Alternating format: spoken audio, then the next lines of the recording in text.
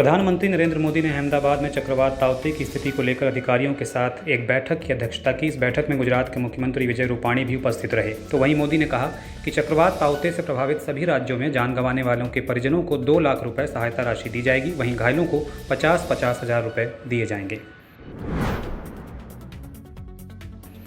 NEGVAC की तरफ से कोरोना वैक्सीन लगाने को लेकर दिए गए सुझाव को स्वास्थ्य मंत्रालय ने मंजूरी दे दी है।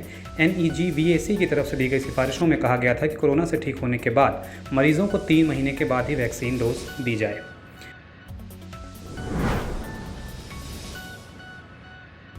कोरोना वायरस की दूसरी लहर का सामना कर रही दिल्ली में ब्लैक फंगस के कई मामले सामने आ रहे हैं। दिल्ली के कई अस्पतालों में अब तक ब्लैक फंगस के कई मामले दर्ज किए जा चुके हैं। इनमें सर गंगाराम अस्पताल में सबसे अधिक 40 केस, मैक्स अस्पताल में 25 केस, एम्स में 15 से 20 केस और मूलचंद में 1 केस दर्ज किया गया है। तो वहीं इस बीमारी की वजह से एक व्यक्ति की जान भी चली गई है। देश में कोरोना की दूसरी लहर को देखते हुए दिल्ली के मुख्यमंत्री अरविंद केजरीवाल ने बुधवार को कहा कि दिल्ली सरकार बच्चों को कोविड-19 की संभावित तीसरी लहर से बचाने के लिए स्पेशल टास्क फोर्स का गठन करेगी। राजस्थान में ब्लैक फंगस को महामारी घोषित कर दिया गया है।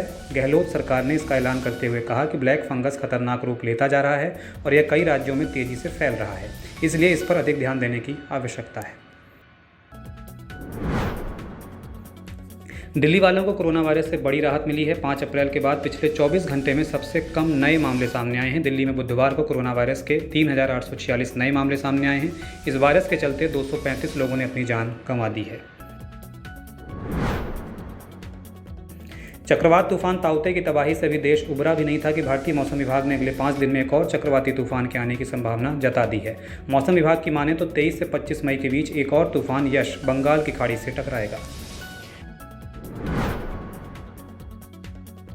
इलेक्ट्रॉनिक्स और सूचना प्रौद्योगिकी मंत्रालय ने व्हाट्सएप को अपनी नई प्राइवेसी पॉलिसी को वापस लेने का निर्देश दिया है। मंत्रालय की ओर से इस संबंध में 18 मई को एक पत्र भी भेजा गया है। पत्र में मंत्रालय की ओर से कहा गया है कि व्हाट्सएप की नई प्राइवेसी पॉलिसी भारतीय यूजर्स की निजता, डाटा सिक्योरिटी के अधिकार को खत्म करने वाली है।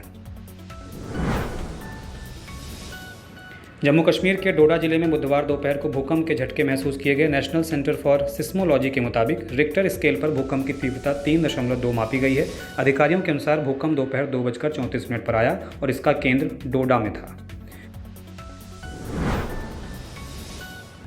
कर्नाटक कोरोना महामारी की दूसरी लहर से जूझ रहा है। ऐसे में मुख्यमंत्री BS येदियुरप्पा ने बुधवार को उन लोगों के लिए 1,250 करोड़ रुपए के राहत पैकेज की घोषणा की जिनकी आजीविका कोविड-19 के कारण लगे लॉकडाउन से प्रभावित हुई है।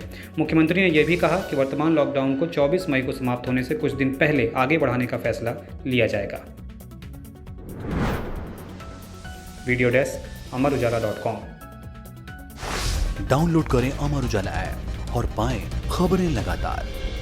अगर आप ये वीडियो YouTube पर देख रहे हैं तो हमारे चैनल को सब्सक्राइब करें और बेल आइकन को दबाना ना भूलें। अगर आप Facebook पर ये वीडियो देख रहे हैं तो हमारे पेज को लाइक करें।